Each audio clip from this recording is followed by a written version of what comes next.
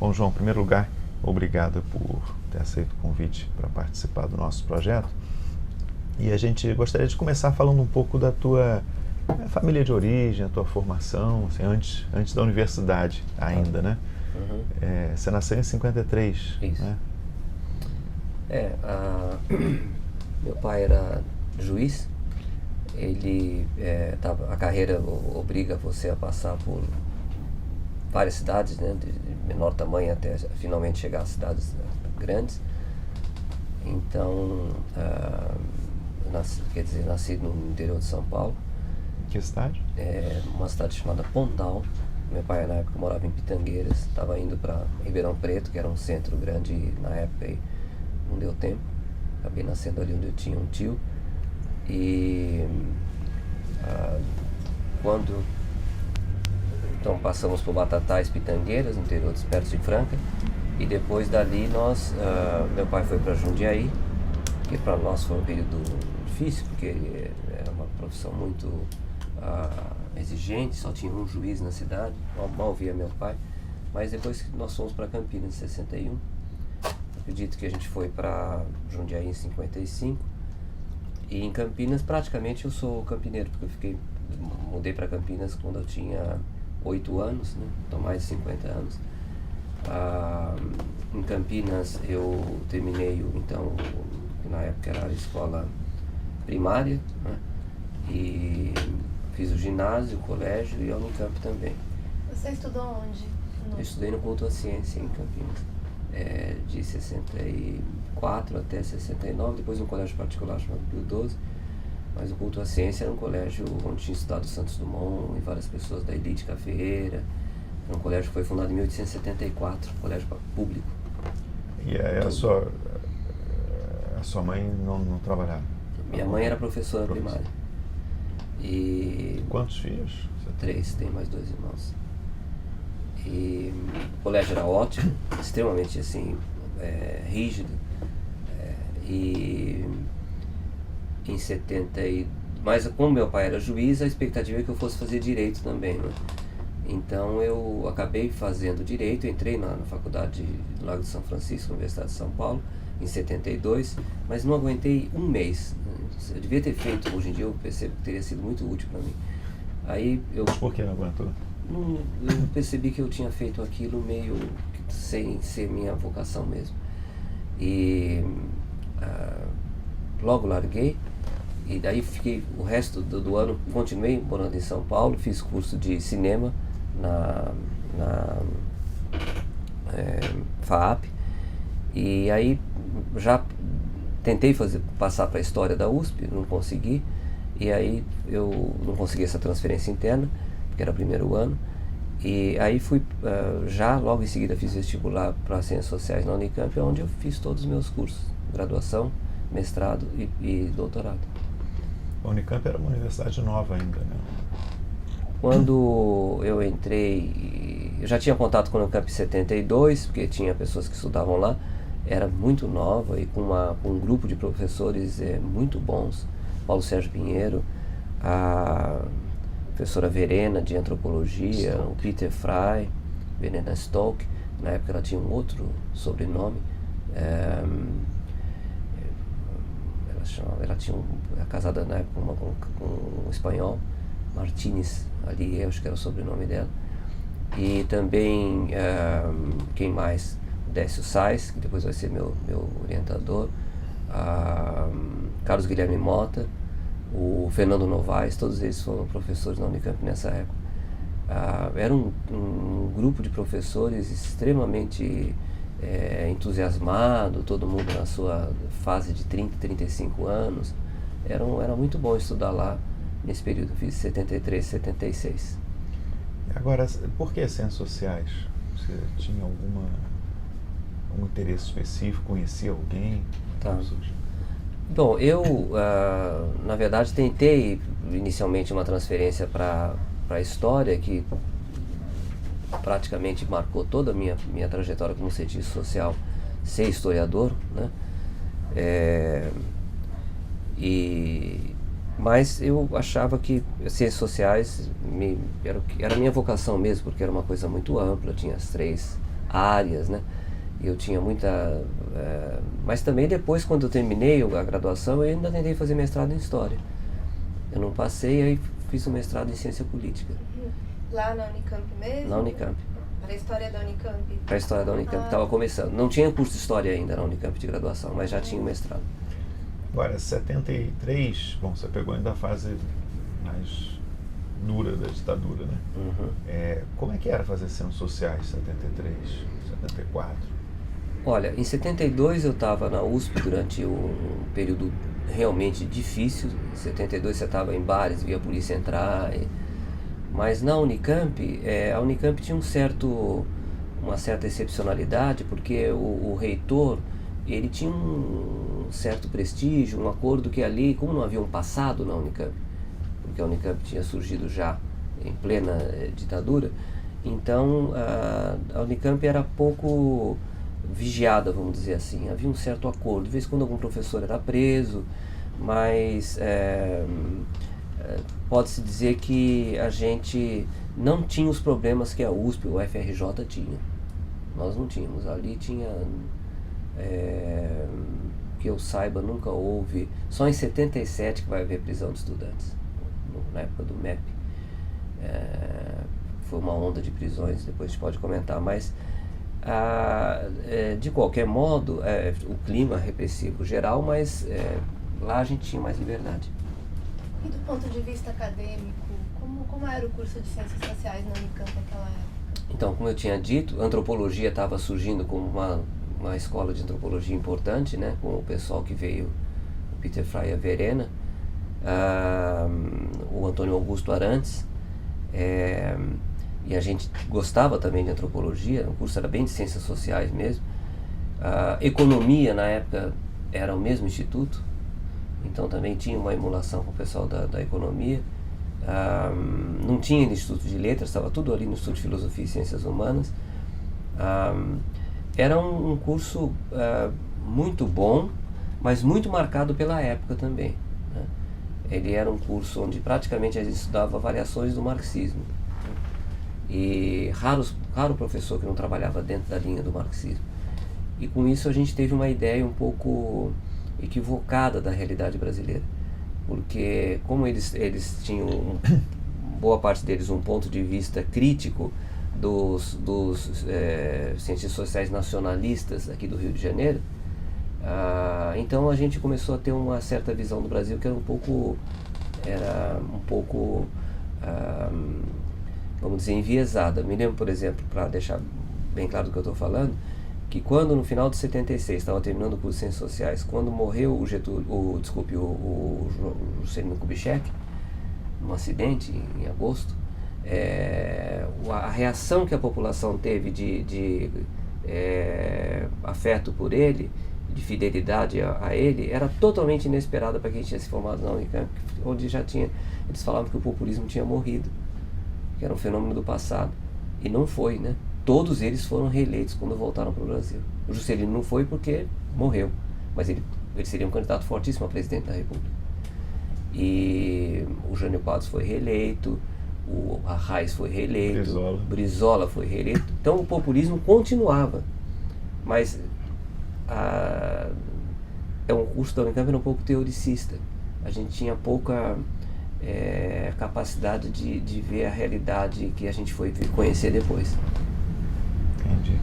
E, bom, você terminou, você pensou em continuar no mestrado lá mesmo? Você fez para História, né? Isso, estava começando o mestrado de História, tentei, mas não tinha ainda muito claro que eu queria pesquisar. Eu fiz o mestrado de História, não passei, aí fui fazer Ciências Sociais, mestrado de Ciências Sociais na PUC de São Paulo. Começou acho que em agosto, fiquei lá 6 meses, tive aula com o Bolívar na Monia, mas não foi nada muito. Eu estava lá na época que foi invadida a PUC. Estava fazendo o curso lá, não estava lá nessa noite, mas eu vi uma grande movimentação policial quando a gente estava esperando o ônibus. A gente não entendeu nada, tinha muita polícia no bairro de Perdizes. Mas nessa época fui aí, não foi em janeiro a seleção, não foi em março que começou o curso de mestrado, começou em agosto, eu já tinha entrado em 77, eu fiz para Ciências Sociais, já com um projeto claro sobre movimento estudantil. Mas tem alguma coisa importante antes para mim, que é a seguinte: eu participava da vida, não militava em nenhum partido, mas participava. Eu até ajudei a fazer, fui eu que criei lá um negócio chamado Noites de Música Latino-Americana, que era uma coisa importante que teve numa certa fase, mas eu era muito agitado. Então em 75 nós fundamos um jornal chamado O Clarim, que ele só teve 3 números, mas foi uma coisa assim avassaladora fazer um jornal naquela época. Foi na época da morte do Herzog, e nós publicamos uma coisa sobre a morte do Herzog que os jornais da época não podiam publicar. A gente publicou sobre a missa, etc e tal. E nessa época, quer dizer, a repressão passou um pouco perto, porque outro colega nosso trabalhava no jornal Movimento, andaram procurando alguém desse jornal nosso lá, uma época a polícia, não sei que polícia foi. Isso na Unicamp? Na Unicamp. Durante a sua graduação? Em 75. E isso depois continua, porque em 78 eu fui trabalhar no jornal Em Tempo. Inicialmente como fotógrafo, depois comecei a mandar matérias também. Então, minha participação foi um pouco por aí. Em 77 também eu entrei no que a gente chamava naquela época oposição sindical dos professores. A gente não tinha o sindicato, a gente estava na oposição. Então, isso foram coisas que foram acontecendo fora, exatamente, não muito, quer dizer, não estava exatamente dentro da Unicamp, mas era relacionado. Agora, dentro da Unicamp, havia movimento estudantil? Como se estruturava? Tá. Você participou ali daquele período? Tinha. Quais eram as correntes? O que se discutia? Eu não entendia muito bem na época essas divisões todas, tudo era muito secreto, né? Você pode imaginar, quer dizer, eu entrei na universidade no momento que a esquerda tinha sido completamente destroçada, né, em 73. Depois, durante a repressão à guerrilha do Araguaia, havia panfletos e alguma coisa assim. Nessa época também o que marcou muito a gente foi o surgimento do jornal Movimento, saindo do jornal Opinião, que a gente sabia que era o pessoal mais próximo ao PCdoB, que a Opinião era uma frente.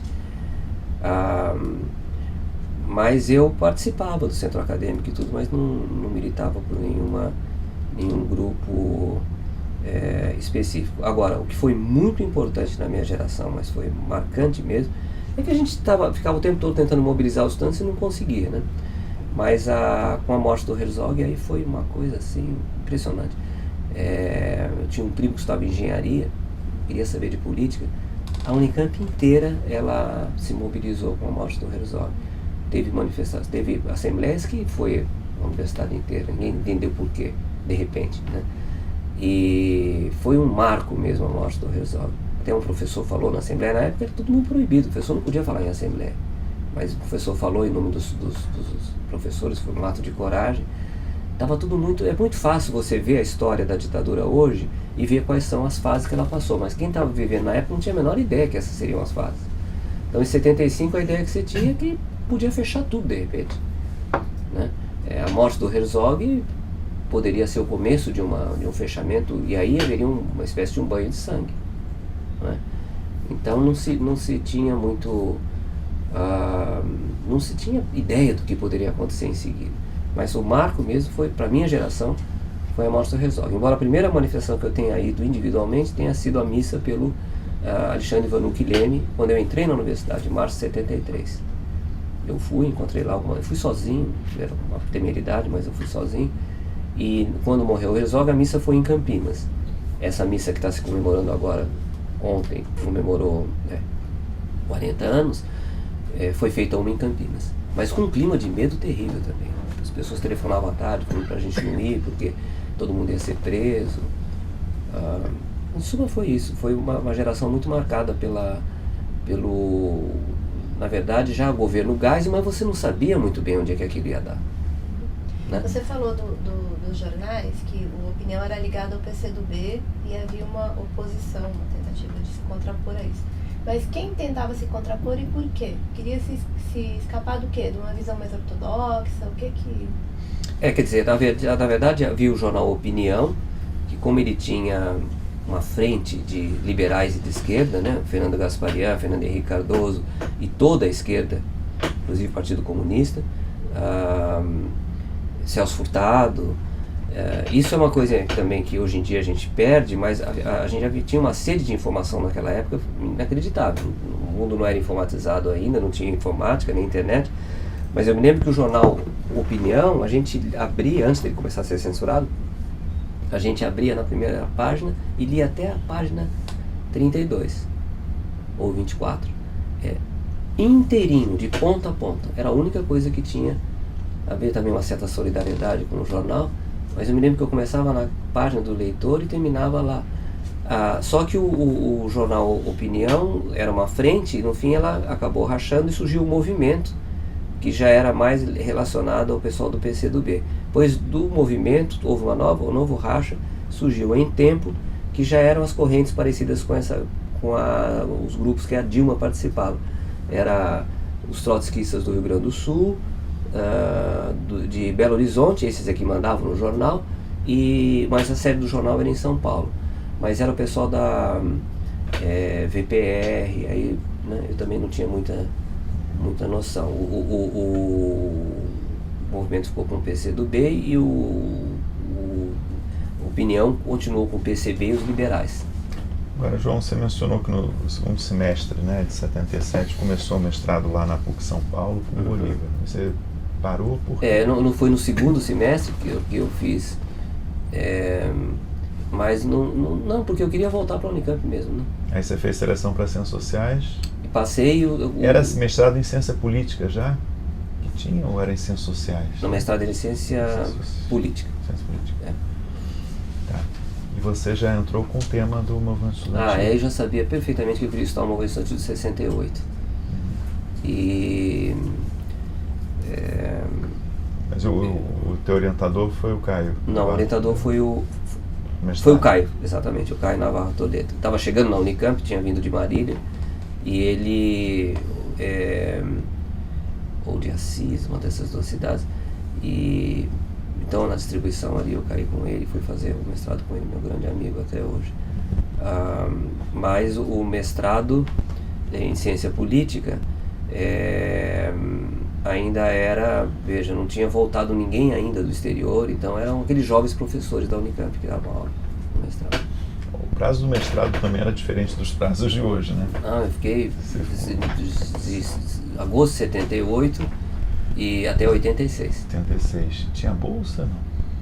Tive bolsa da FAPESP também, minha primeira bolsa da FAPESP, mas era muito diferente porque, para você ter uma ideia, entre 78 e 86 que eu fiz o mestrado, eu dava aula no secundário, em 85 passei a dar aula na PUC e eu fazia muita tradução. Traduzi Linhagem do Estado Absolutista, O Homem e o Mundo Natural, eram traduções de 7, 8, 9, eu trabalhava em 3 profissões diferentes. Quer dizer, estudando, dando aula e fazendo tradução ao mesmo tempo. A bolsa era teve acessória. esse período como fotógrafo, jornalista também. Mas veja bem, esse período de 78 a 85, na verdade as pessoas também esquecem hoje que a bolsa era uma coisa absolutamente acessória, ninguém vivia da bolsa. Você tinha a bolsa, mas trabalhava também. Bolsa não era profissão, era um acessório. Entendi. Bom, da tese virou logo o livro, né? 87, saiu pela Papiros, Movimento Estudantil de Ditadura Logo Militar. depois da publicação, eu consegui publicar lá e foi... eu era professor, recém-professor na PUC e professor secundário. Na verdade, para curso de adultos. Dava aula para curso de adultos. Então, eu não tinha nenhuma vinculação maior, né, acadêmica, profissional. Mas o livro teve uma repercussão, considerando que eu tinha na época 34 anos, né? Saiu uma matéria de 3 páginas numa revista chamada Isto É, Senhor, naquela época. Senhor, 3 páginas, depois saiu uma página na Isto É, com recomendação de que o livro era leitura recomendada. Foi incrível, porque nós só mandamos o livro para esses lugares, não conhecia ninguém. Leia livros, o livro esgotou rapidinho, mas nunca eles reeditaram até hoje. Ele esgotou 2.000 exemplares. Você já era casado nessa época?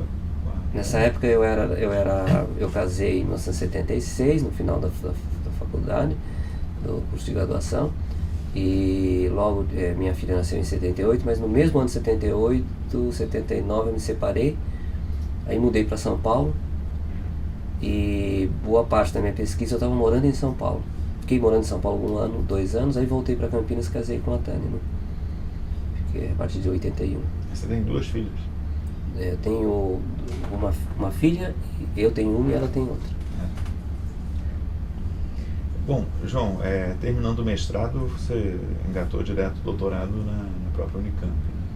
Foi. Nessa época eu já tinha uma experiência um pouco diversificada, né? Porque eu era tradutor, dava aula na PUC e já tinha experiência de dar aula, né? Já dava aula há 10 anos. Eu então, logo em seguida, agora com o Décio Sais, fui fazer o doutorado. Fiquei na dúvida o que eu queria estudar no doutorado, se seria essa questão das divisões militares ou se eu queria estudar o papel do Supremo Tribunal Federal. Eu tinha esses 2 temas. O Décio falou, olha, qualquer dos 2 temas, acho que confio que você vai fazer, então escolha. Eu escolhi o tema que já era muito estudado na época, das divisões militares. Mas por que o Décio? Você antes tinha sido outro orientador? Na época não era comum você pegar o mesmo orientador para o mestrado e para o doutorado. Uma dúvida, nessa época estava surgindo o Núcleo de Estudos Estratégicos, não? Na Unicamp. Quer dizer, era nesse contexto, não me lembro agora exatamente o ano da redemocratização, fizeram um seminário grande, depois, acho que é de 86 a formalização do núcleo. Você participava de alguma coisa? Tinha isso, né? O Eliezer, o Cavanhares. Você tinha algum contato com eles na Unicamp?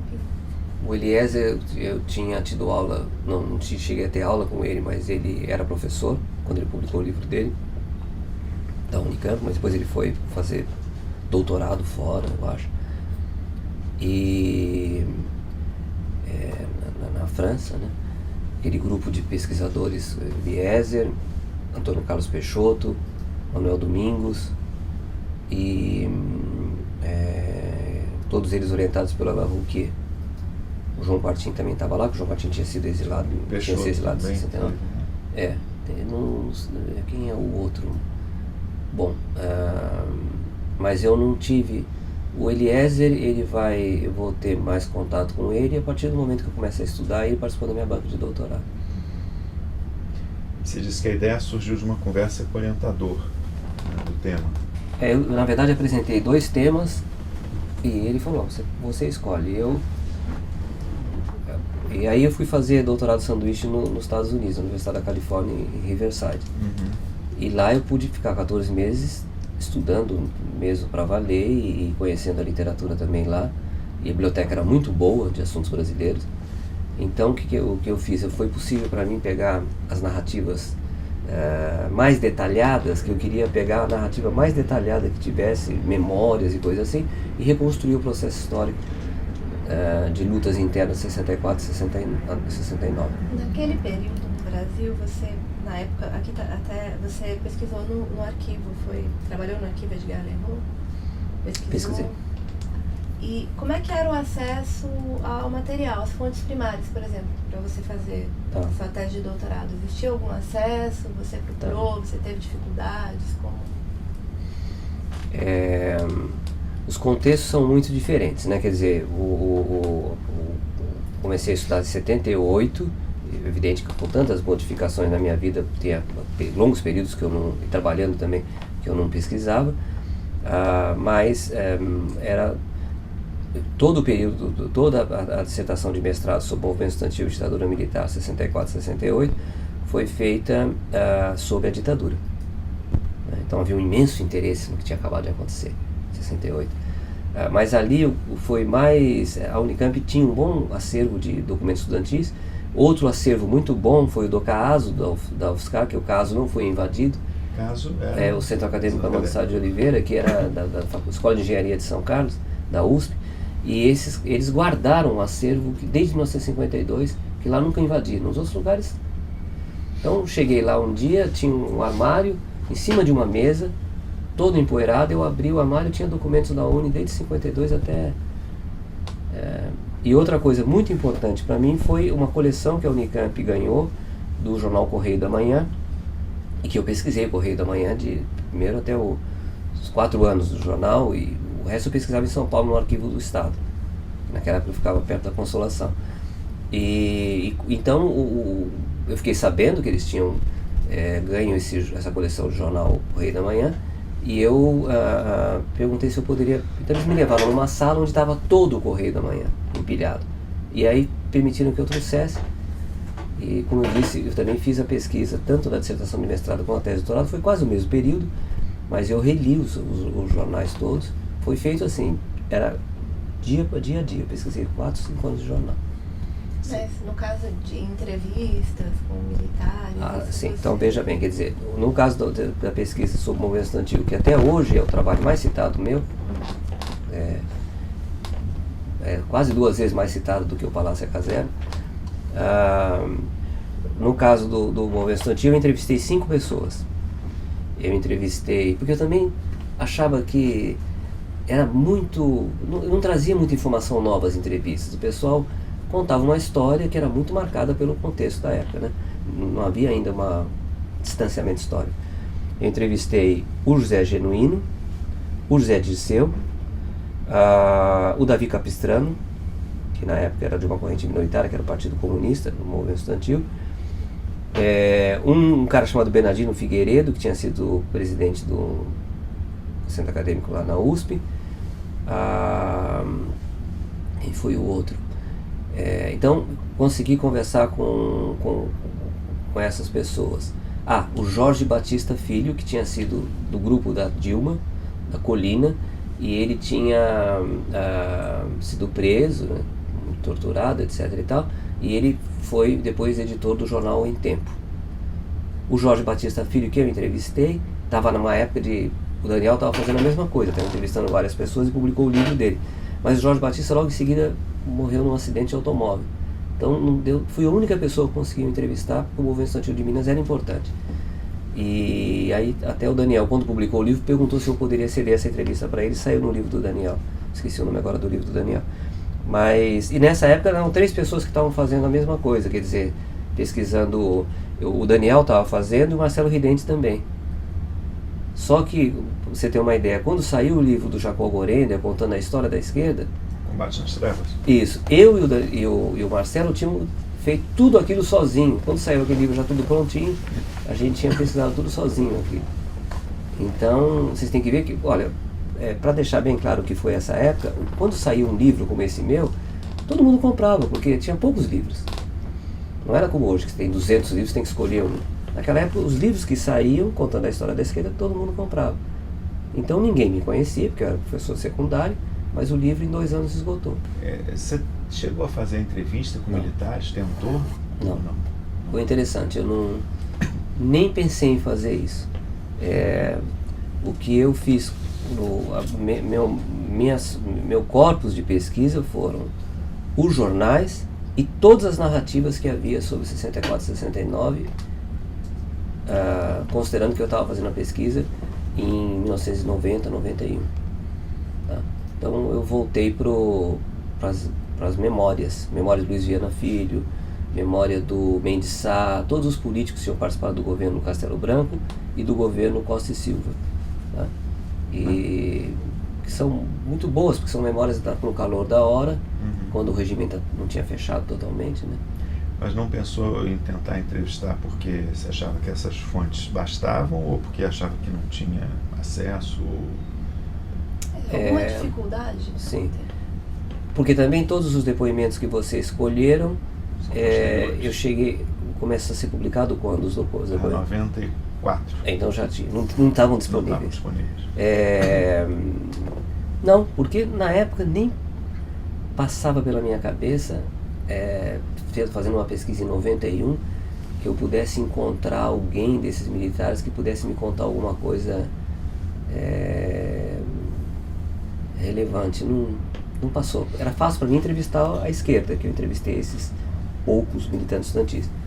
Mas para o livro nunca pensei em... Acho que boa parte também já tinha os do governo Castelo Branco já tinham falecido, eu acho.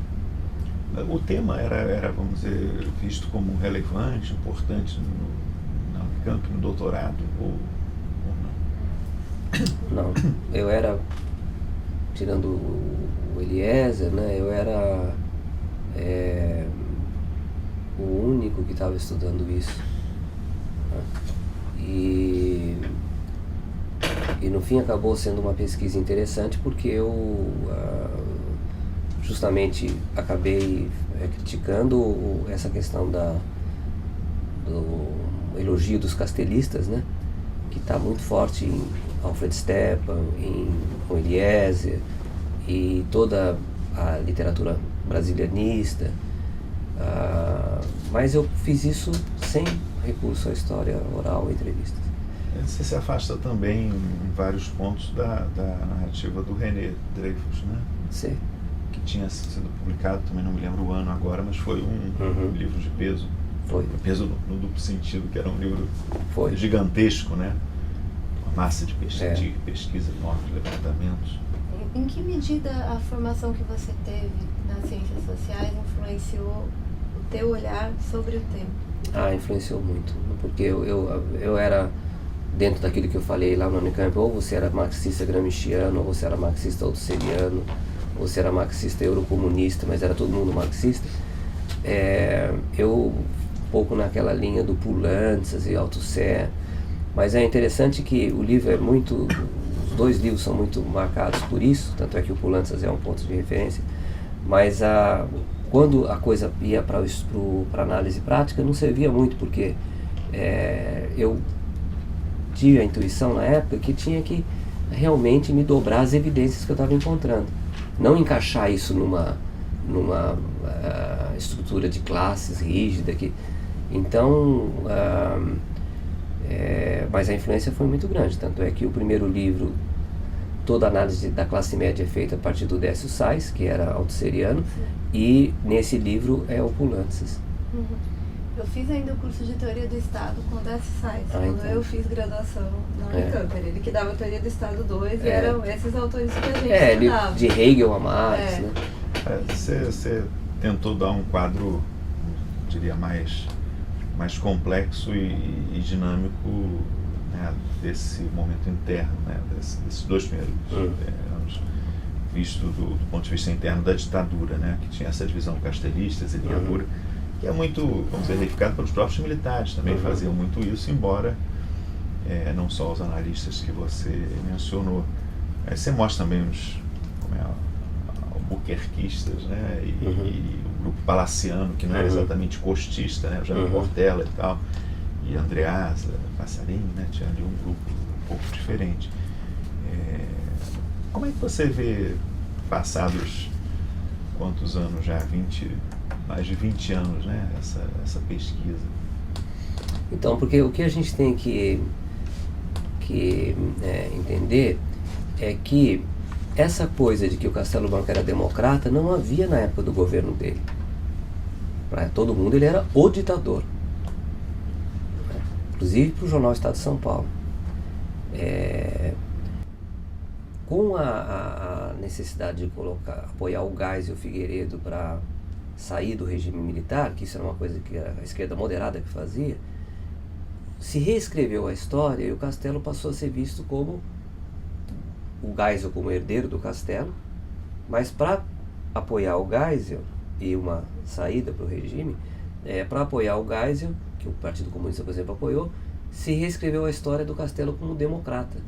Recuperou-se inventou-se uma tradição. Quando, na verdade, primeiro ele foi quem implantou o regime e depois ele era um pragmático. Quando ele via que a situação estava, a pressão ele não conseguia aguentar, ele ia fechando também. Então você falar na época que o Geisel, que o Castelo Branco não era democrata, era uma heresia, né? Aí quando saiu o depoimento que vocês escolheram com o Geisel, as pessoas que tinham lido já esse livro, quase ninguém tinha lido na verdade, aí as pessoas vieram falar, puxa, mas o Geisel confirma o que você tinha falado. A visão que o Geisel tem do coisa, você tinha...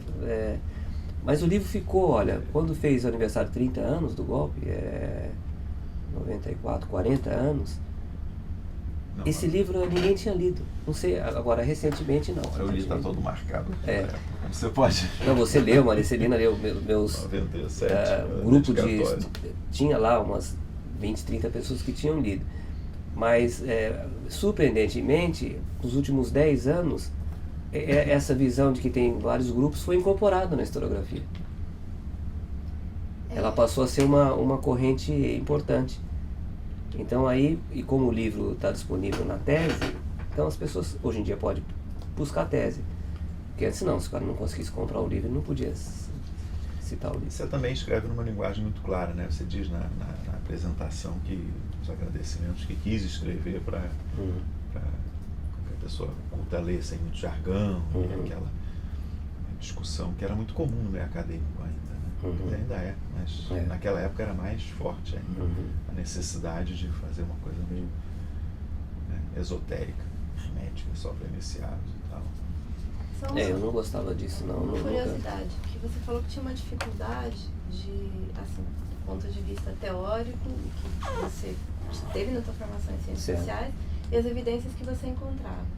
Quando você foi para os Estados Unidos, você teve acesso a uma outra bibliografia? Como é que isso te ajudou de alguma maneira? Em que momento você foi? Você passou 14 meses, né? 91. Os 2 primeiros meses de 92. Você chegou a fazer algum curso lá? Cheguei, mas o professor que me recebeu lá era marxista também. O Ronald Chilcott. E tinha uma revista marxista lá, que era Latin American Perspective, que é a esquerda histórica americana da Califórnia. Então, eu não... O livro, toda a introdução do livro é uma crítica às análises brasilianistas, né? Mas o que basicamente não servia é que dentro do autosserianismo, com aquela ideia de que o sujeito é portador de estruturas, não existe ação que não seja vinculada a uma estrutura de classe. Mas isso não funciona para analisar esse regime, porque os conflitos que estavam acontecendo no regime militar não tinham nada a ver no interior dele com classes sociais.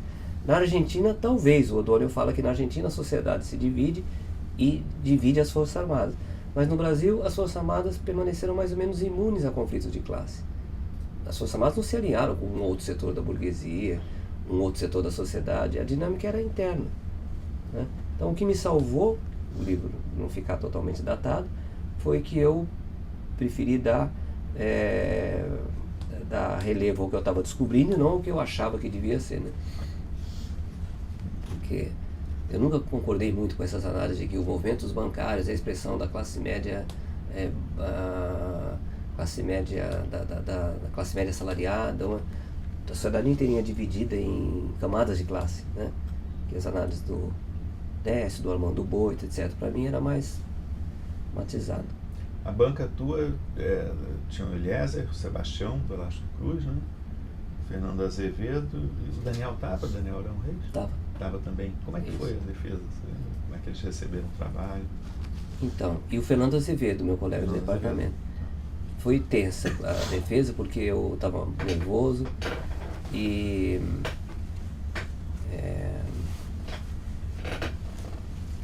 mas... Você já era professor, né?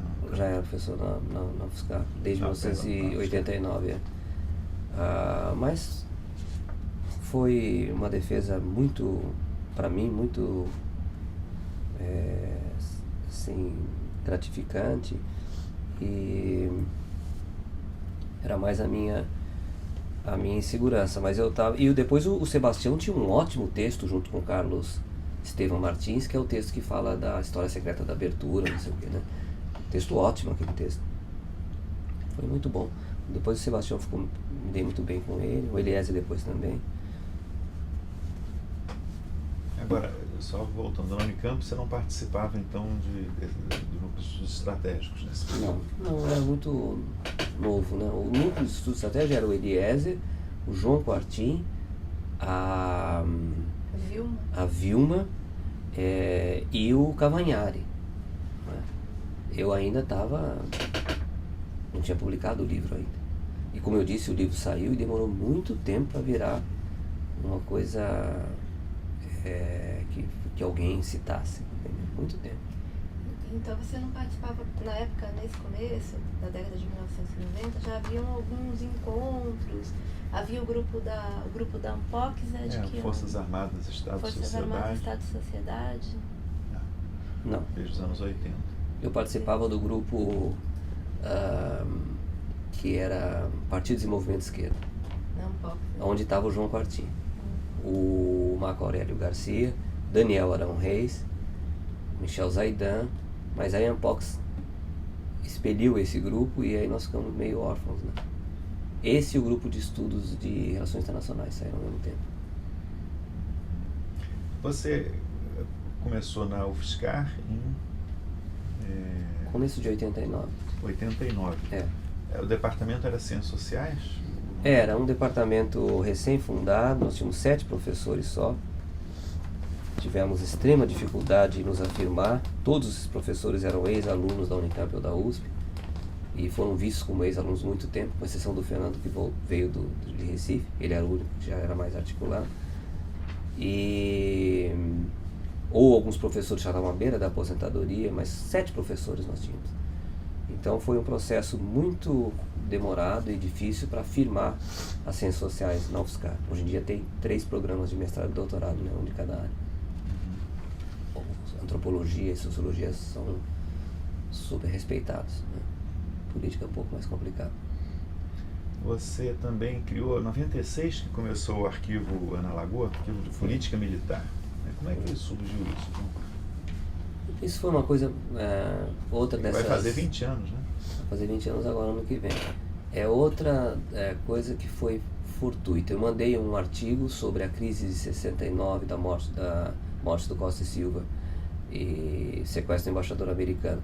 Aqueles dias ali para a revista da SBPC, a revista que vendia em bancas, né, acho que vende ainda, e a moça que eles pediram para transformar num texto jornalístico que eu tinha mandado, um texto pequenininho, ela mandou uma carta para a revista falando o seguinte: olha, eu estou tentando doar para várias universidades um arquivo que eu tenho de recortes, etc e tal, que eu guardei desde 68. Eram 10 mil recortes de jornal. Mas não estou conseguindo, ninguém quer. Aí eu falei, não, eu quero. Pode Era ficar. Ana Lagoa, Ana Lagoa, que tinha feito um livro sobre o SNI. E que tinha sido orientanda, depois não deu certo, do José Murilo. Aqui no UPERJ? Ela tentou fazer. Então ela guardou uma bibliografia boa sobre o nacionalismo militar. Não deu certo. Mas o que acontece? Eu falei para ela, então juntou a fome com a vontade de comer. Estava surgindo naquela época na FAPESP uma bolsa chamada Jovem Pesquisador em Centros Emergentes, que era para você criar uma área. E eu, no momento que eu pedi essa bolsa, eu ganhei esse arquivo e ela também queria doar para alguém. Era uma universidade que não tinha nenhuma tradição, nessa área. Então eu falei para ela que queria e não sabia nem como é que eu ia fazer com aquilo. Aí eu fui buscar na casa dela na véspera do Natal, numa caminhonete que meu pai tinha, levei lá, pusemos tudo lá dentro. Eu levei para casa, abri aquilo, fiquei fascinado com o material que tinha ali. Na verdade uma chácara que eu abri lá porque era bastante coisa. E eu levei para a Unicamp, para UFSCar, o Celso esteve lá no começo, não era nada, era uma salinha de 3 metros por 2. Aí começaram as duas moças, esqueci o nome, que vieram até Ana aqui fazer um estágio na a Viviane, e aí com bolsas, uma bolsa atrás da outra, da FAPESP principalmente, eu fui aumentando, até que nós conseguimos o Pró-Defesa, foram 4 anos, já era um dinheiro maior, e com isso nós compramos as estantes deslizantes e pusemos 6 mil artigos de jornal na íntegra na internet. E nesse período, desde que começou o arquivo, aí você também começou a formar estudantes já interessados pelo tema. Aí como é que foi isso? Porque na Unicamp você falou que eram você e o Eliezer, e que o tema, estudar os militares não era um tema muito, enfim, que chamava muito a atenção dos estudantes e também não era bem visto, né? Tinha o Sebastião e o Eliezer, mas eles eram meus professores. Eu era simplesmente uma pessoa que estava fazendo uma pesquisa de doutorado. Não tinha nenhum status para conviver com eles ainda, né? Mas aí, a partir de 92, eu começo a orientar iniciações científicas sobre período ditatorial. E e final dos anos 90 começam a sair as primeiras dissertações de mestrado. Mas aí era uma outra geração, a geração minha, do Celso, do pessoal que estava no núcleo da Unicamp como o pessoal que tocava o núcleo, que era o Hector, a Suzelei e o Samuel, o Eduardo May, Manduca, você também, né? Você estava... eu era... Tá. Mas eles eram todos recém-doutores. Então não tinha essa bola toda, todos nós estávamos, né? E aí, a partir de mais ou menos na mesma época, nós fomos virando pesquisadores pós-doutores, todos nós, né? E aí começou a se formar. Aí começou a formar grupos no estado de São Paulo. O pessoal foi para Franca, e lá formou um grupo que hoje tem uma tradição de 20 anos, o da UFSCar também, e o da Unicamp, que era formado só por grandes nomes, ele entrou em crise. Por quê? O núcleo da Unicamp, houve divergências internas. Então, lá estava o Quartinho, o Cavanhari, o Eliezer. O núcleo acabou... esse grupo que estava tocando a parte prática do grupo, mas não eram os grandes nomes, eles foram para trabalhar em Franca, e aí sim fizeram um trabalho de longo prazo. Era muito diferente a área no começo ela tinha 5 ou 6 nomes. Nós não, nós éramos de uma geração que a gente tinha que criar um espaço mais parecido com a Universidade Americana, que tem muita gente pesquisando a mesma coisa, e aí foi feito isso. Depois de muitos anos eles criaram uma sólida tradição de estudos, mas isso era um ponto que eu queria lhe perguntar também, e aí você acabou tocando. A Unicamp, nesse período, durante toda a década de 1990, ainda tinha muito uma tradição francesa forte, né? Ainda se organizava muito, como uma USP também se organizava mais no começo, com esse sistema de cátedras e os grandes nomes, e os estudantes que se organizavam em torno desses grandes nomes, que é um pouco o que você disse. No núcleo tinha o Gaviari, o Eliezer, o Quartim, e as pessoas se organizavam em torno deles. Nesse período, a partir da década de 1990, a universidade também vai mudando, né, o perfil.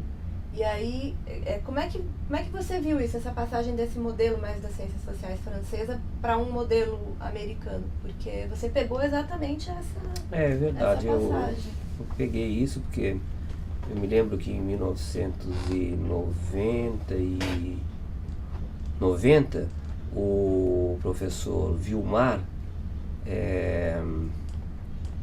que tinha sido presidente da Unpox, né?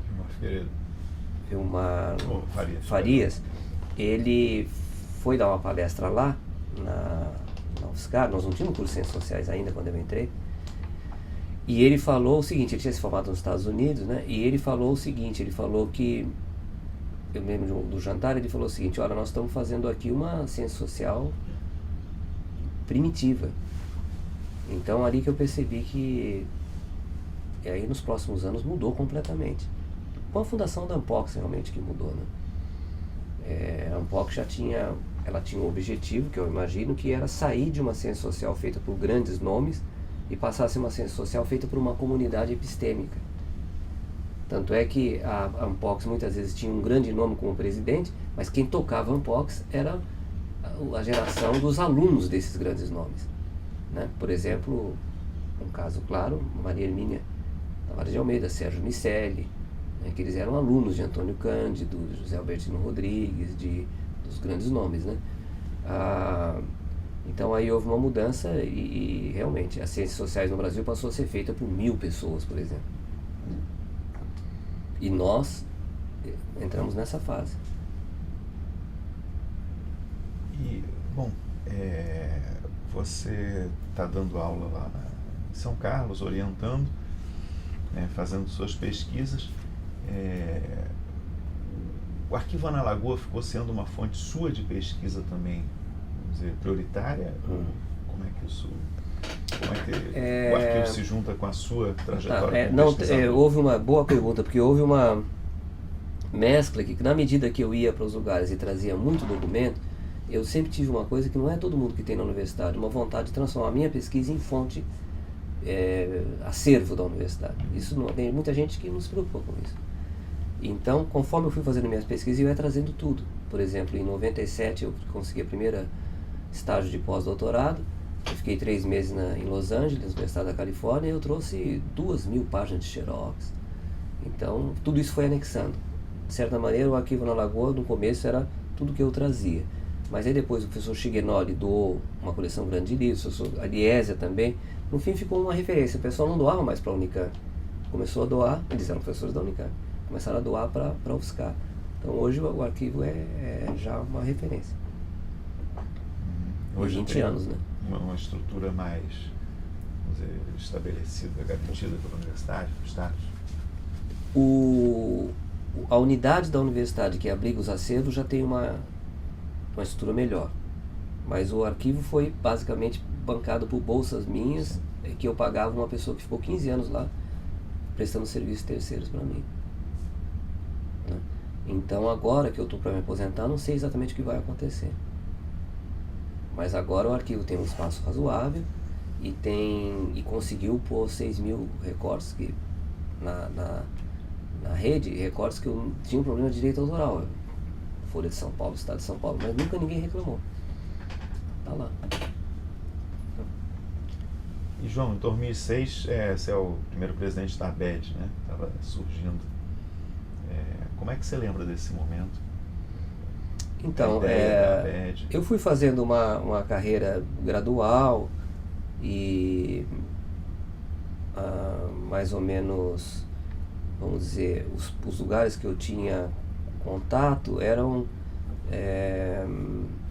como não tinha o grupo na Ampox, nós estávamos meio desarticulados na área, né?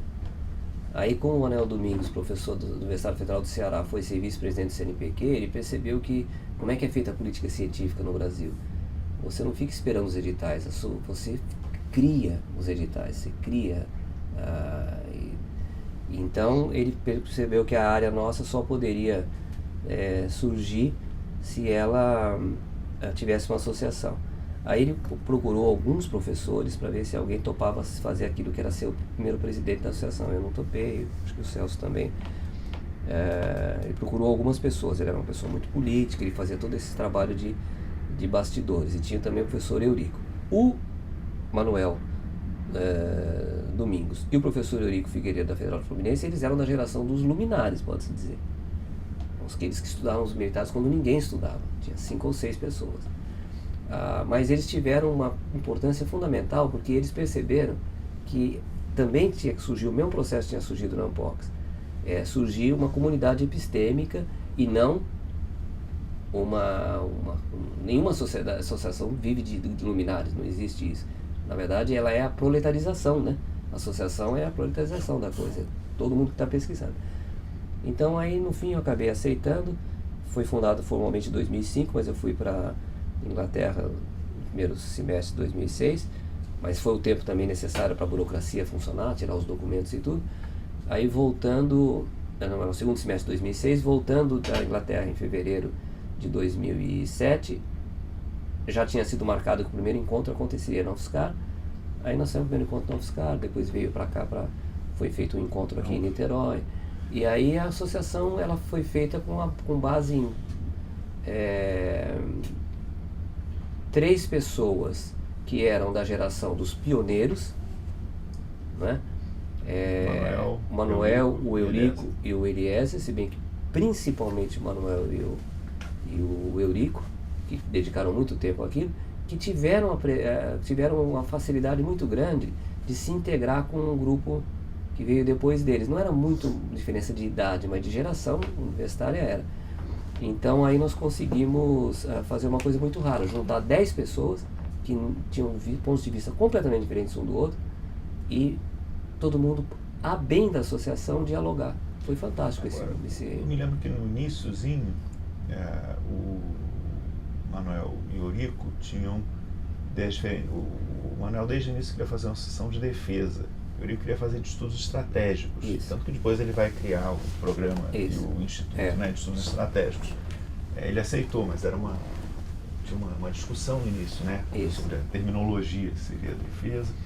eu me lembro também da discussão de quem poderia participar, seriam só acadêmicos, Isso. militares podem participar ou não, ou só se forem pesquisadores também, né? Esse início não era tão claro, pelo menos para mim, né? Essas discussões aconteciam. Não foi, porque você participou ativamente da discussão do primeiro estatuto e você inclusive destacou isso, que não podia ser qualquer militar, que daqui a pouco as escolas militares resolveriam que todos os oficiais que estavam fazendo o curso deviam se filiar à BED, e a BED seria uma associação militar. Então nós tomamos certo cuidado para ela conseguiu ser, hegemonicamente, ela é uma associação de pesquisadores acadêmicos. E os militares entraram subordinados a isso, né? A verdade é essa. Mas aí o Eurico tinha feito uma coisa fantástica, topado entrar na diretoria, não como presidente, e ele era um nome, mas eu consegui, junto com o Samuel, fazer uma boa amizade com o Eurico, que em todos os lugares a amizade, o fator pessoal pesa, mas aqui no Brasil pesa mais ainda. E a gente criou uma relação de confiança e conseguiu fazer 3 gestões. Eu, depois o Eurico, depois o Samuel. Aí a associação já estava consolidada. Daqui da criação da ABED, né? Eu já tinha mencionado essa discussão sobre defesa, ou estudos estratégicos. Na verdade era só o Eurico que defendia, mas quando também viu que tinha um consenso de ser defesa, ele aceitou e fez parte, como você lembrou, da diretoria, diretor de Relações Institucionais, se não me engano, né, que ele foi na época. Não me lembro qual foi, mas a diretoria era muito ativa, né? Essa questão da... Por que defesa e não estudos estratégicos? Tinha alguma visão de fundo que levou a essa definição? Então, eu queria primeiro retomar uma coisa, que é a seguinte, quer dizer, então eu já estava há 10 anos pesquisando militares, saindo de recém-doutor, né? Até chegar a um ponto que a gente tinha um grupo de pessoas que se auto-reconhecia, e pessoas que eram todas da mesma geração, não havia uma hierarquia. Era o Suzelei, o Hector Samuel, o Celso, eu, e não sei mais, que eram as pessoas que estavam nessa mesma, porque os outros depois são pessoas que a gente foi formando também, não é? Então, em 2005, se não tivesse surgido a BED, eu não teria saído da esfera da UFSCar.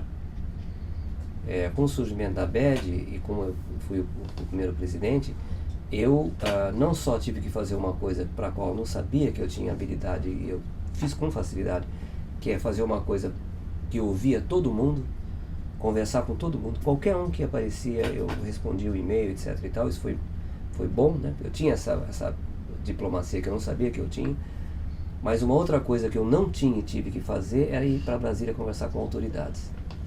Isso daí para mim era um sofrimento tremendo, era horrível fazer isso. Tem gente que gosta muito, mas eu não gostava. Então conversei com o ministro do Assunto Estratégico, conversei com o ministro da Defesa, conversei com o presidente do CNPq, mas eu era uma pessoa embora eu moro em Campinas, que é uma cidade que não se considera interior, né? Mas eu era um interiorano, quer dizer, no bom e no mau sentido. Não estava acostumado com esses contatos e com essa coisa. Mas eu tive que fazer isso, e isso me abriu bem fez muito bem para mim ter que enfrentar esse mundo mais amplo. Agora, você mencionou contatos com ministros civis da Defesa Civil e Constituição Militar, você também... Sim, sem dúvida. A gente, por causa do Eurico, que tinha feito um projeto de estudos estratégicos que era metade militar, metade civil, nós passamos a ter contato com muitas reuniões eram feitas dentro da ICEM, dentro da IGN, atividades na Universidade da Força Aérea, contato com ex-ministros, né, que estavam lá no núcleo, por exemplo, o ex-ministro da Marinha. A partir daí foi feita uma espécie de camaradagem mesmo com esses grupos, e outro dia tive o prazer de ver um livro que vai sair agora, de um militar, ele falando que foi muito importante para as Forças Armadas hoje o contato com o mundo civil. Que, de certa maneira, o que aconteceu nessa camaradagem de banco de mestrado, doutorado, foi que os militares que foram fazer esses cursos na universidade, inclusive, acabaram sendo influenciados pelas ideias diferentes do mundo civil, e hoje em dia esses militares estão divididos entre várias posturas que tem do mundo político hoje em dia, sabe? Porque respeitam as pessoas, aquela coisa do contato pessoal. Então teve isso sim, a gente teve isso, se mantém, né? Agora, o que eu acho que é negócio da defesa e da estratégia? O Manuel estava muito preocupado da gente criar uma linha dentro do CNPq e criar um comitê. Ele criou esse comitê com a força que ele tinha como vice-diretor, mas o comitê não sobreviveu. Era um comitê temático que tinha 2 anos de duração. Isso. Eu fui parte, junto com ele. Nós tentamos fazer... E o Antônio Jorge. E o Ramalho. Nós tentamos fazer isso sobreviver, mas não deu, porque na verdade o CNPq e a CAPES são estruturas que têm uma dinâmica própria. E a demanda era pequena. Eu lembro que havia pouca demanda. As pessoas tinham muito medo de sair das suas áreas tradicionais, E passar para... por exemplo, e pedir uma bolsa de produtividade no comitê de defesa, que ninguém sabia se ia. Foi o meu vingar. caso. Então as pessoas ficaram. Eu mesmo tinha na área de história.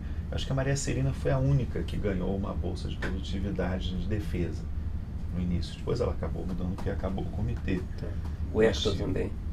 Tinha uma demanda pequena, eu me lembro. Eugênio Diniz.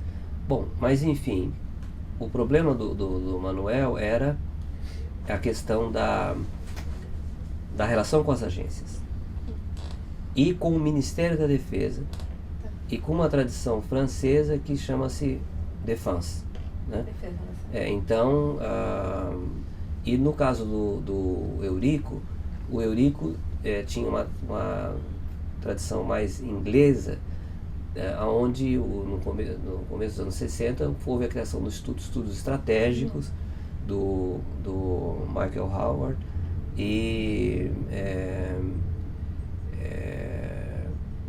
o Eurico tinha essa coisa que vinha também outra pessoa que tinha feito na Escócia, que era o René Dreyfus, que era estudos estratégicos, era mais anglo-saxão. Mas a gente achou melhor ficar com a defesa, a gente foi maioria. E funcionou assim, né? Porque na verdade a defesa é uma área de estudos que conversa com o Ministério da Defesa.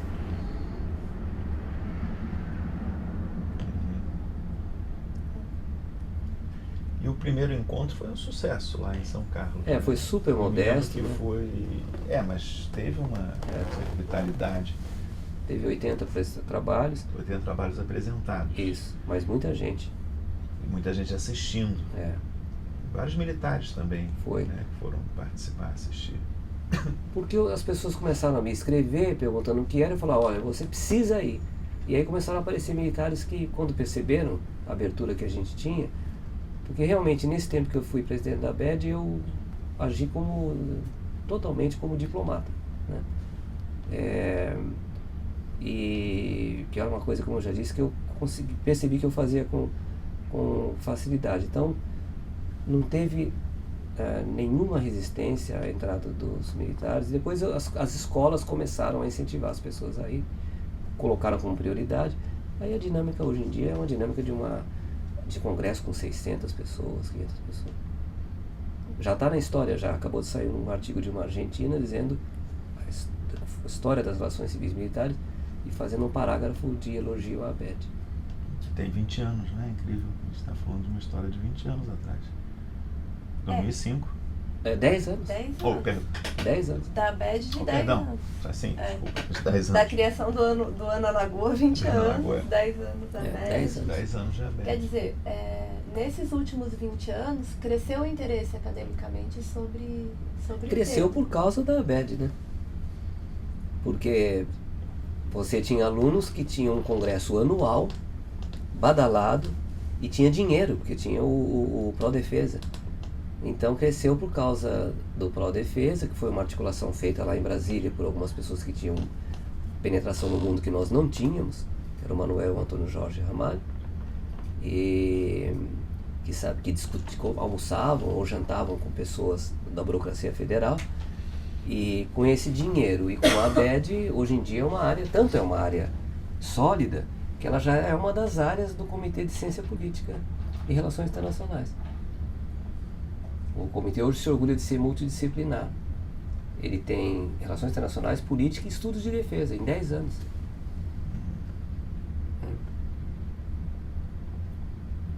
Como é que você vê essa questão da interdisciplinaridade ou multidisciplinaridade nos estudos de defesa?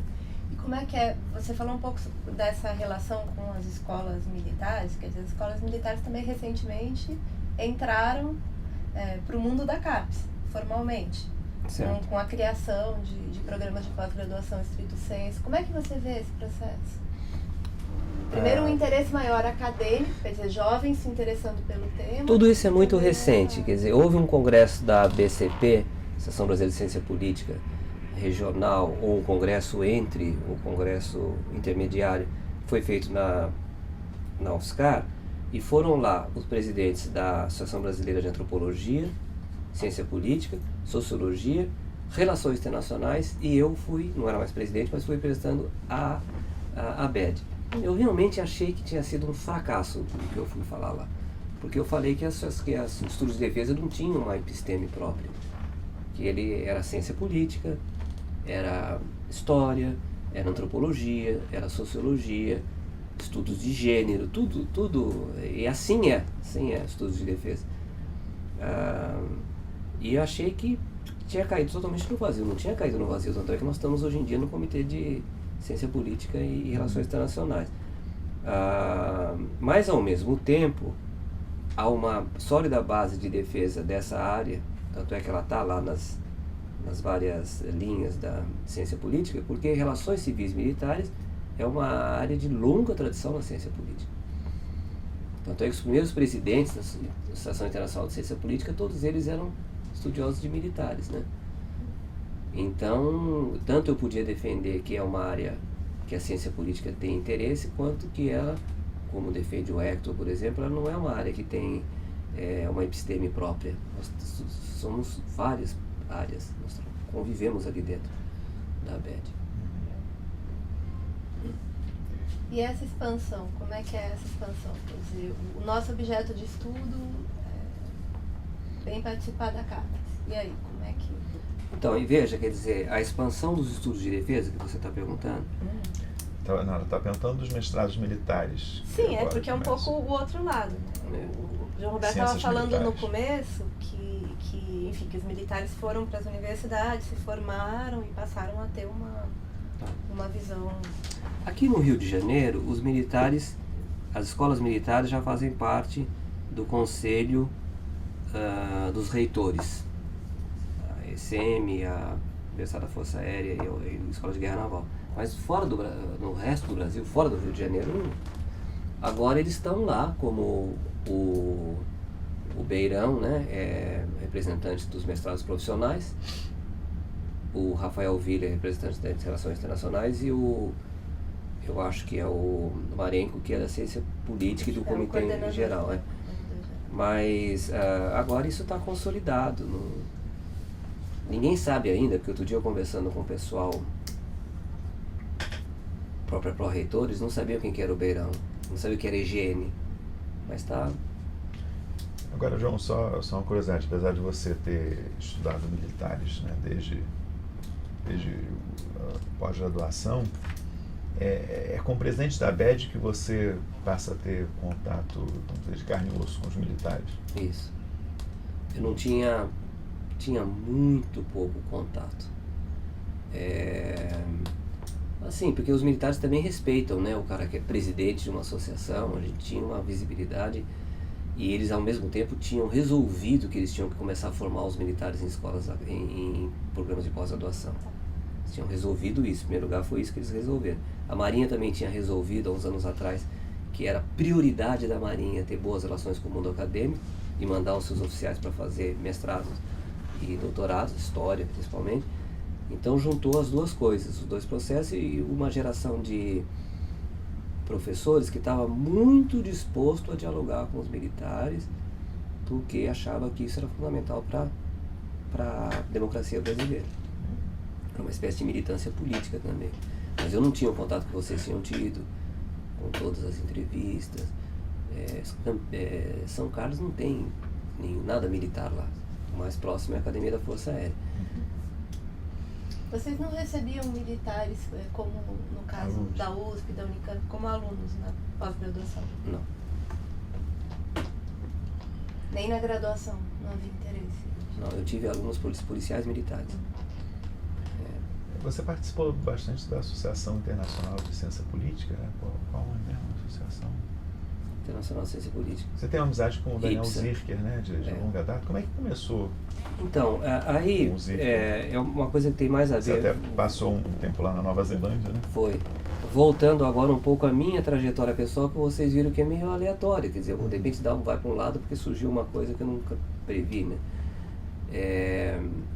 Como eu tinha essa marca muito forte do marxismo, pro lado que estava aí nas ciências sociais aqui no Brasil, eu estava meio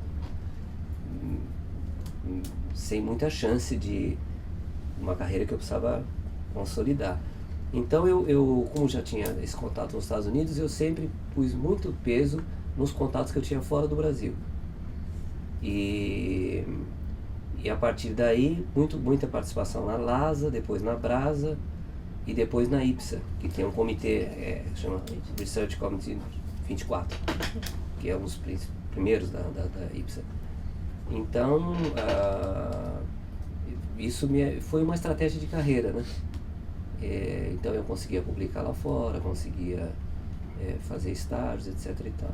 Isso depois acabou me levando a concorrer à Cátedra Rio Branco no King's College. Mas o Zirker você conheceu quando? Conheci num congresso internacional que eu tinha citado um trabalho dele nesse livro e ele veio conversar comigo. Eu falei que tinha citado esse trabalho dele, o livro não tinha sido publicado ainda, e isso foi em 95. O livro saiu logo depois.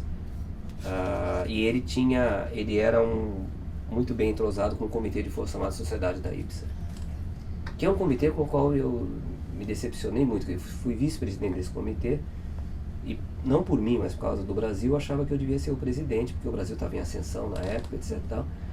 E eles fizeram uma manobra lá, e o comitê, hoje em dia, é um comitê americano. Tem muito isso, né? Por que você se decepcionou? Porque eu achei que na época eu já tinha planos de fazer o congresso aqui no Brasil, e ao mesmo tempo, como eu era vice-presidente, era o caminho natural. E resolveram quem ia ser presidente, uma moça de uma escola militar americana, uma universidade sem nenhum peso, uma militar inclusive.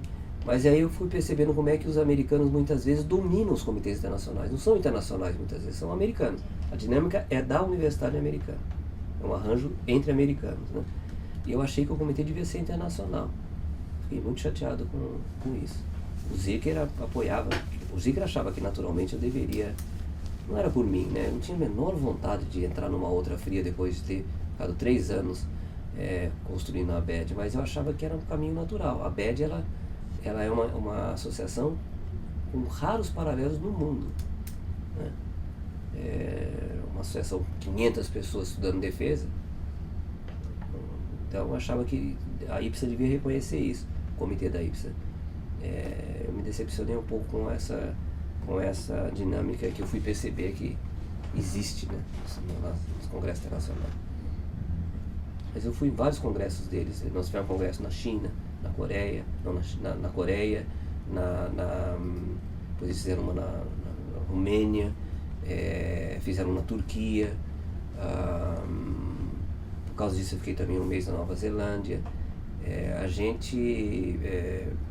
Japão, nós fizemos. Era bem internacional mesmo. Olhando para esses congressos, para esse teu contato com os estudiosos de Forças Armadas, né, pelo mundo, e comparando com o que é feito no Brasil, como é que você vê esse debate hoje? Em que pé estamos aqui no Brasil?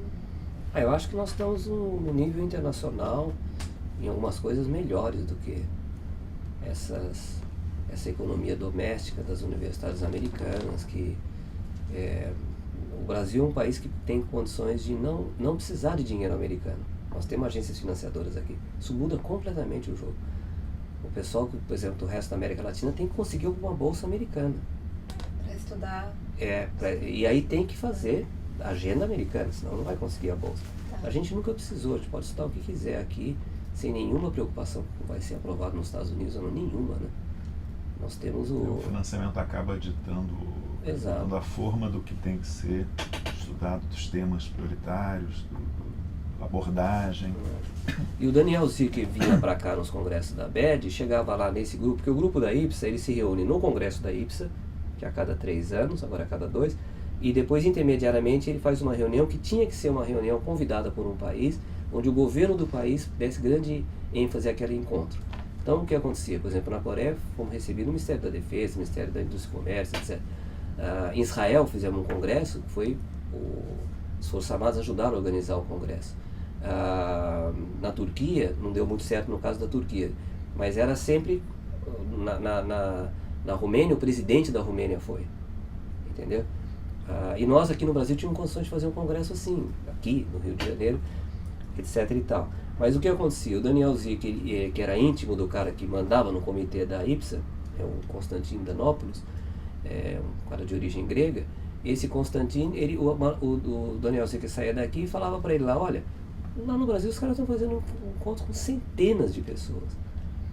Eles estão reunindo com o Ministério da Defesa, é uma coisa inédita, a gente é meio colonizado, fica se comparando, mas aqui, para achar um país que tem uma associação que nem a ABED, eu acho que é difícil. Mesmo porque não existe nos outros países essa tradição de conversar militar com uma academia. O mundo militar é uma coisa, a academia é outra coisa. Agora, nos últimos anos, você tem feito um périplo internacional, né? Em 2013 você foi lá, passou um tempo em Oxford, 2014 a Cátedra Rio Branco no King's College, 2015 a Cátedra Rui Barbosa lá em Leiden, né, na Holanda. Como é que está essa fase? E você acabou também de mencionar que está para se aposentar, que é um pouco surpreendente, né? Que você está muito novo. Realmente foi 62 anos. Inesperado, né? Porque para um professor que tinha saído de uma universidade que não tinha nem curso de graduação em Ciências Sociais, no começo da minha carreira, e chegar ao final com essas cátedras foi absolutamente inesperado, né? Mas aí eu já estava podendo me aposentar já desde 2013 e depois veio também esse negócio de poder conseguir promoção para titular, que eu vou prestar agora dia 10 de novembro, com um livro, né, com uma tese, futuro livro, e que pode ser por memorial, né? Que é o tema sobre o qual você vai falar hoje, né? Isso. Palestra no Laboratório de Estudos Exato. A tese chama-se O Governo Britânico e a Tortura no Brasil. Se vocês quiserem, a gente pode falar 2 minutinhos sobre isso. Mas foi uma coisa totalmente inesperada. Mas veja bem, como a Tânia dava aula comigo lá em São Carlos, nós nunca moramos em São Carlos, e a Tânia se aposentou, eu não estava a fim de ficar voltando ao que a nossa vida era 20 anos atrás, eu ficando em São Carlos dando aula e a Tânia em Campinas. Então chegou uma hora que eu falei, eu não sei, a gente trabalhou muito lá, nosso cara, e chegou uma hora que eu quero agora ter mais tempo. Quero ler os livros que eu comprei, não consegui ler e essas coisas, né? Mas você planeja continuar ativo academicamente? Não, sim, pretendo continuar ativo. Fala então um pouquinho desse teu mais recente livro, né, que vai sair, O Governo Britânico e a Tortura no Brasil, que também é a tese de titular, né? Que vai ser feita agora. Esse livro foi resultado da Bolsa entre janeiro e junho de 2014, lá em Londres. Então fiquei em Londres, eu podia pesquisar no arquivo lá de Kew. Ele teve uma trajetória completamente inesperada, outra vez, né? Ele chamava-se, no início, o projeto era As Democracias Europeias e a Ditadura Militar Brasileira, que é um campo inteiro de análise, pode ser para a França, Holanda, Escandinávia, Alemanha, Israel, não, mas os países das democracias europeias. Mas quando cheguei em Londres, alguém me falou, o Antony Pereira, que era o diretor do Instituto do Brasil, ele falou, João Roberto, a BBC está fazendo uma matéria sobre a ajuda inglesa à tortura no Brasil. Você toparia conversar com eles? Aí eles entraram em contato comigo, o produtor do programa, chama John Simpson, um produtor sênior lá, ele sabe falar português inclusive, mas entrou em contato comigo e acabou que eles pediram para eu uma conversa comigo, se podia ser no King's College ou na BBC. Eu falei, não, eu preferia conhecer a BBC, então fomos lá e eles me mostraram tudo que eles já tinham, mas eles tinham uma parte da coisa que estava sendo feito muito bem feita, porque era a Jean Rocha, que era jornalista da BBC aqui desde 1970 e pouco, ela conhece tudo. E aí eu pedi para o Celso Castro e para a Maud Chirio se eles podiam me mandar aqueles trechos que estavam nos depoimentos do CPDOC, e passei para a BBC. Mas acho que eles já tinham boa parte desses trechos.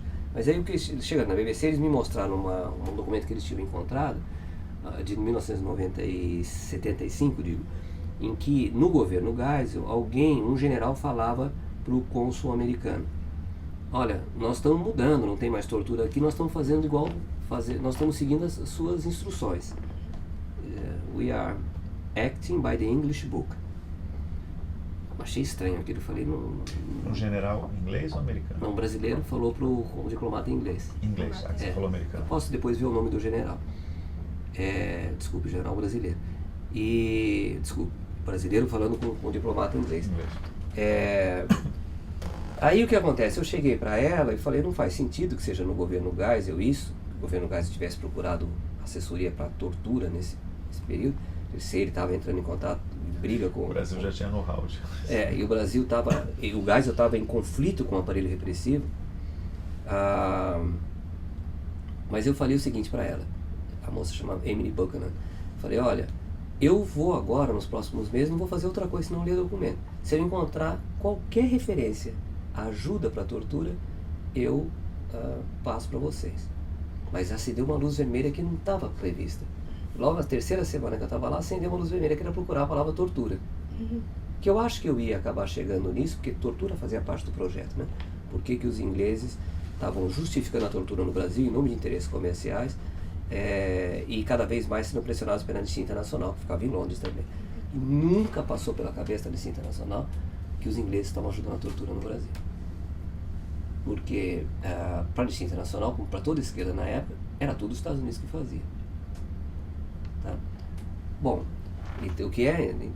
aí eu fui pesquisando documento por documento, tinha muito documento. O que é curioso, que os britânicos tinham uma experiência colonial recente de combate à subversão, entre aspas, guerrilha e tal, muito violenta, né? Tinha, embora eles nunca tenham posto nada no papel.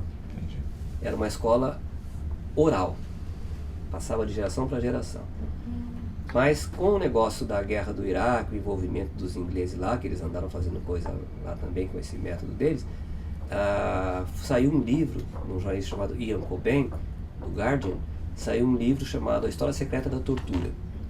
Esse livro, ele levanta toda a história do envolvimento britânico com a tortura.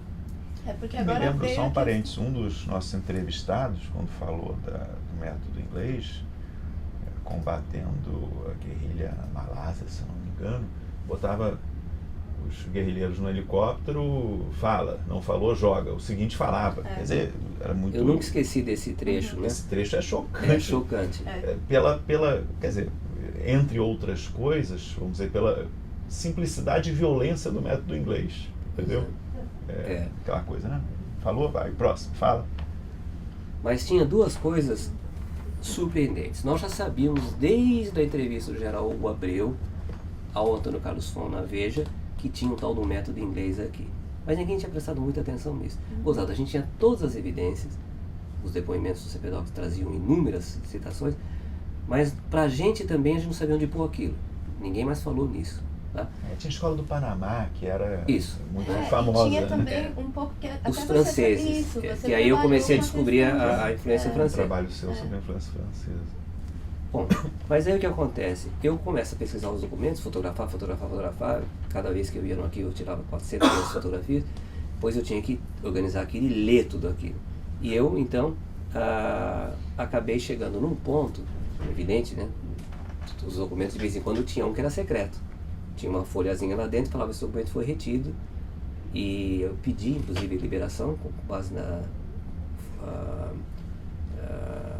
uma coisa que chama lá a Lei de Acesso à Informação, que é Freedom of Information, FOI, né? Mas, de modo geral, tudo que eu pedi foi negado.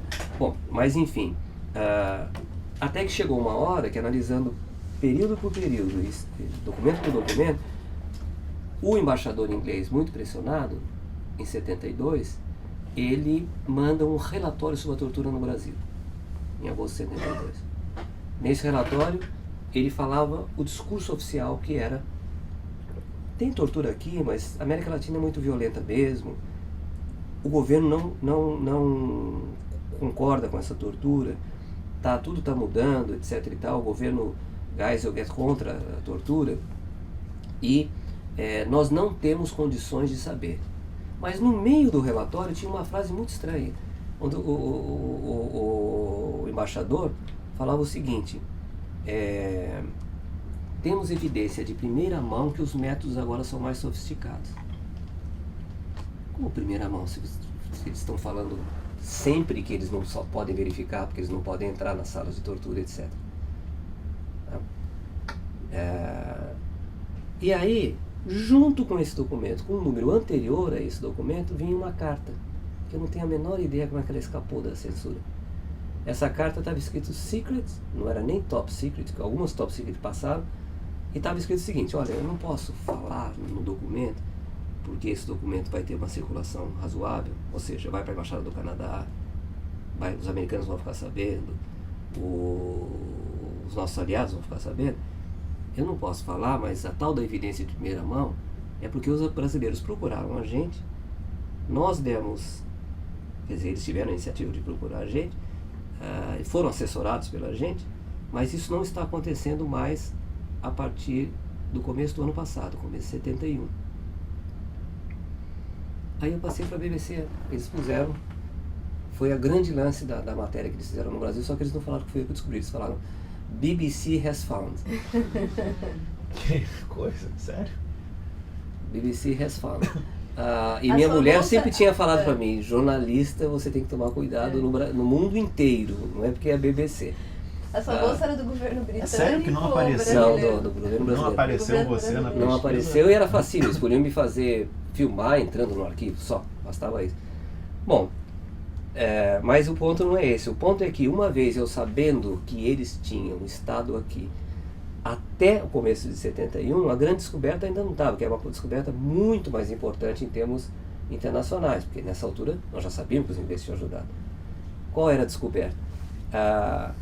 Aí o Gaspari fala que, o Gaspari romanceia um pouco, fala: desembarcaram caminhões em janeiro e fevereiro de 71 e fizeram as instalações aqui, que eram instalações, quatro salas eles falam, mas eram instalações complexas, elas tinham portas de frigorífico, todo o equipamento que o Álvaro Caldas descreve no começo do livro dele. Ele fala: quando eu entrei tudo era diferente, agora parecia uma nave espacial, não sei o que. A primeira prisão não tinha nada disso. O Álvaro Caldas. Caldas. Tirando o capuz. Bom, mas então isso já era dos britânicos. Já era dos britânicos, mas até aí todos os brasileiros falam assim: os britânicos trouxeram para cá o que eles estavam usando na Irlanda.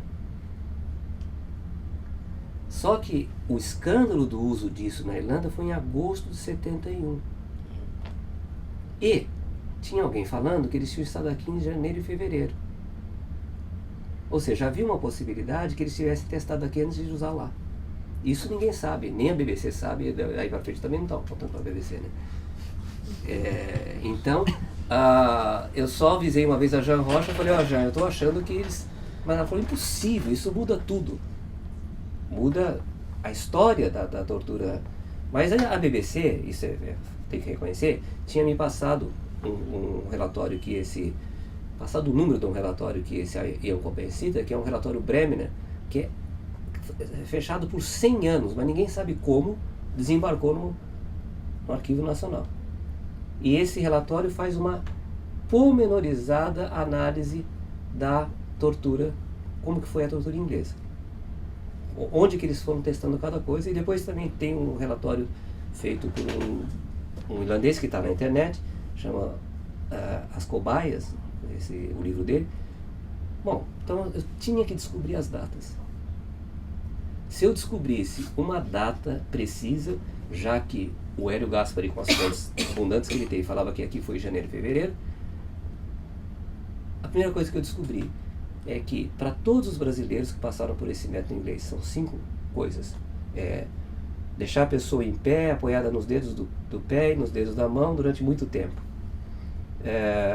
Dieta de pão e água. Eu não vou falar nada disso hoje à tarde, tá? Mas essa entrevista não vai também sair tão logo. Não. Submeter a pessoa a variações de luz. Submeter a pessoa a ruídos absolutamente enlouquecedores, principalmente o ruído de um gás. Psss, o tempo todo.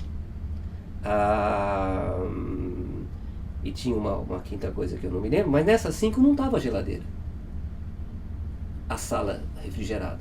E para todo brasileiro, o método inglês é geladeira. Você vê que testaram, não gostaram. Resultado. O que acontece? Quando eles prenderam 300 pessoas na Irlanda, escolheram 12 para testar o método, veja bem, testar o método, portanto eles não tinham usado o método completo, porque eles não tinham instalações para isso, e foram fazer isso em território britânico, porque a Irlanda do Norte, o escândalo foi tão gigantesco que em questão de 2 semanas eles soltaram os caras. Tá? Bom, e aí eu descubro nesse livro do irlandês que a geladeira não estava entre os 5 métodos. A geladeira só foi usada em outubro de 71. Quer dizer, quando eles usaram, estavam construindo ainda essas coisas. A geladeira foi usada em outubro de 71 e eu tinha 2 depoimentos de brasileiras que tinham sido usados em agosto de 71 na geladeira. Pode ser que tenha mais para cá, não sei ainda. Mas a Zenaide e a Lúcia Alverga, mulher do Alex Polari, as 2 tinham sido torturadas no Rio de Janeiro em agosto de 71. Pode ser que eu descubra ainda julho, junho. Só faltava, mas aí eu estava fazendo uma pesquisa muito preocupada com datas. Aí no relatório Bremer, descreve direitinho e fala: nós começamos a construir as instalações de tortura na Irlanda em abril de 71. Abril e maio. Elas não tinham ficado prontas em agosto, quando estourou o escândalo das cobaias do Ulster, né? Que eles foram testar em 12 pessoas. Então tudo indica que eles usaram no Brasil, construíram no Brasil, usaram no Brasil, e não tem nada a ver falar que eles usavam aqui o que eles estavam usando na Irlanda. Eles testaram? Eles usaram aqui o que eles já tinham usado em outras experiências coloniais, onde já tinha aparecido geladeira, no Aden, etc. Tal, e quando eles já tinham esse pacote completamente sofisticado de metodologia de tortura, e o IRA começou a matar soldados ingleses, aí eles perderam as estribeiras, e o governo já não era mais trabalhista, era conservador, eles fizeram isso que não deu certo, né? Mas em 72 um psicólogo analisou essas métodos e falou assim: chamar isso de tortura limpa é um absurdo, que quem passa por isso vai ficar louco pro resto da vida. Não faz isso que ele está falando, o psicólogo não usa esse tipo de linguagem, mas ele falava que as consequências eram... E outra, como isso não é ensinado em livro nenhum e é uma tradição oral, próxima vez que se houver uma ameaça terrorista, eles vão usar isso de novo. Aí eu estou lendo o resumo do relatório do Senado americano sobre tortura no Iraque, estão os mesmos métodos lá. Só que inverteu completamente. Eles devem ter feito aqui, ficado observando aqui, e aí eles foram usar na Irlanda. Todo mundo fala, qualquer general fala, que eles trouxeram para cá os métodos que eles estavam usando na Irlanda. Não estavam usando na Irlanda. Tudo indica que, a própria palavra cobaia mostra, foi feito aqui primeiro. E quem passou por isso aqui, disse que não tinha nada pior.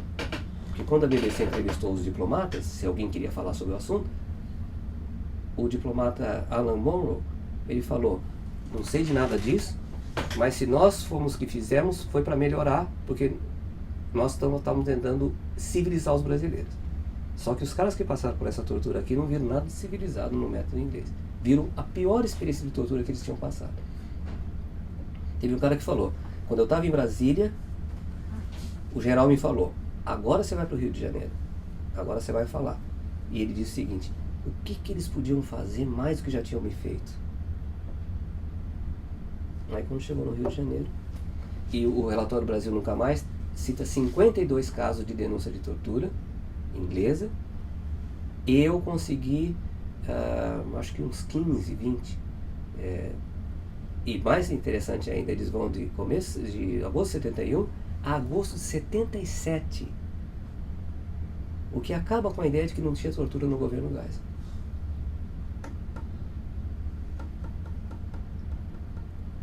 Só que para a BBC eu não vou falar mais nada disso. Só no momento que eu defender a tese de titular, eu acho que aí fica público, né? E a entrevista vai ficar depois disso. Está marcada já a defesa titular? Dia 10. Dia 10 agora. Tudo bem. Pois é, e no final das contas, você acabou fazendo um percurso também nessa trajetória muito ligado à história. Tudo ligado à história. Então, mesmo não tendo tido uma formação na área, acabou Foi.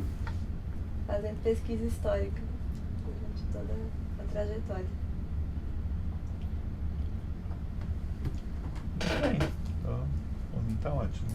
Alguma coisa que você lembra de falar? Uma curiosidade, a gente sempre pergunta, né? Se você tivesse que destacar um livro assim que te impactou, que foi assim, o que é que te vem à mente, a tua formação toda, aquele livro, nossa? Olha, uma das coisas que mais mesmo me marcou foi o Liarte do Estado Absolutista, do Perry Anderson. Fui eu que traduzi, inclusive. Como é que era possível fazer história com uma metodologia marxista, mas um pouco estrutural demais para o meu gosto hoje em dia.